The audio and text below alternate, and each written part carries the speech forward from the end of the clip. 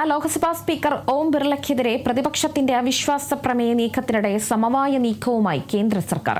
രാഹുൽ ഗാന്ധിയെ സംസാരിക്കാൻ അനുവദിക്കുന്നതിലടക്കം പ്രതിപക്ഷം ആവശ്യങ്ങളിൽ 12:30 തീരുമാനം.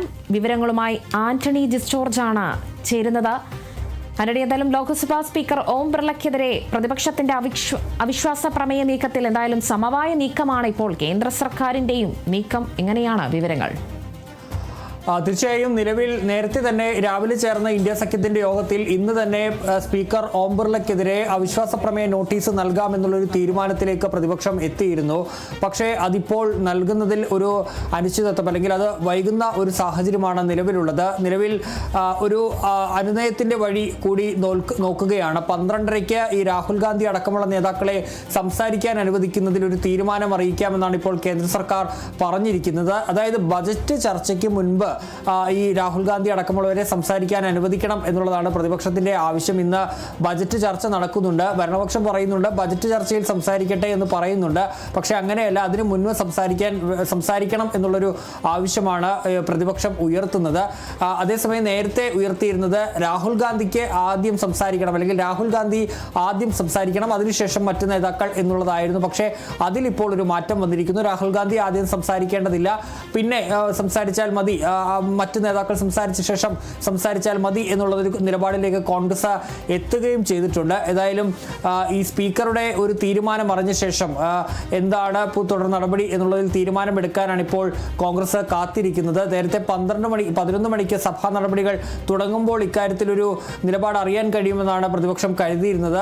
സ്പീക്കർ ഓം ബിർള സഭയിലേക്ക് എത്തുമെന്നാണ് കരുതിയിരുന്നത്. പക്ഷേ 11 മണിക്കും സ്പീക്കർ എത്തിയിട്ടില്ല. ഇപ്പോൾ വീണ്ടും സഭാ നടപടികൾ തുടങ്ങുകയാണ്.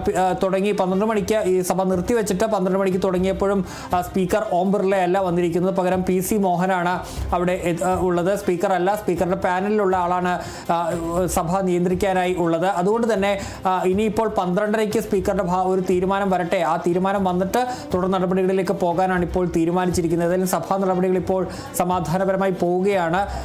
ഇപ്പോൾ കേന്ദ്രമന്ത്രി കിരൺ റിജിജു സംസാരിക്കുകയും ചെയ്യുന്നുണ്ട്. ശരി ആന്റണി.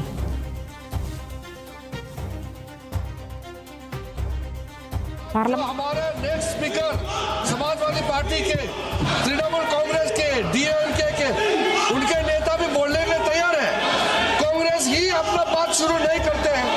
हर दिन इस तरह वेल में आकर के हंगामा खड़ा करते हैं, पार्लियामेंट चलने नहीं देते हैं. नुकसान सबका हो रहा है. मैं फिर से अपील करना चाहता हूँ कि आप लोगों ने इस सदन का गरीबा बहुत गिरा चुका है. और ज्यादा गिराने का कोई आवश्यकता नहीं है.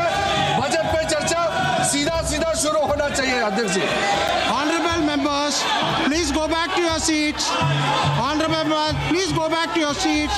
Let the budget discussion start. The House stand adjourned to meet again at 2 p.m.